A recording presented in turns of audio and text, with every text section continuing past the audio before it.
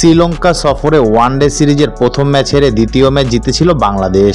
তবে শেষ ম্যাচে হেরে শিরোপা হাতছাড়া করে টাইগাররা। টি-20 সিরিজেও শুরুটা হার দিয়ে, তবে পরের দুই ম্যাচ টানা জিতেছে লিটন দাসের দল।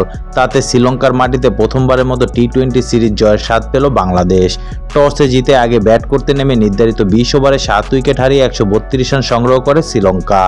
দলের হয়ে সর্বোচ্চ 46 রান করেন প্রথম নিশাঙ্কা। বাংলাদেশের হয়ে 4 উইকেট নেন শেখ মেহেদী। জবাবে খেলতে নেমে 16 ওভার 3 বলে 2 উইকেট হারিয়ে জয়ের বন্দরে পৌঁছে যায় বাংলাদেশ। রান তারা ইনিংসের প্রথম বলেই উইকেট হারায় বাংলাদেশ। গোল্ডেন ডাক খেয়ে সাজঘরে ফেরেন পারভেজ হোসেন ইমন। তাতে শুরুতে বিপাকে পড়ে টাইগাররা, তবে 3-এ নেমে সেই বিপদ সামাল দিয়েছে লিটন।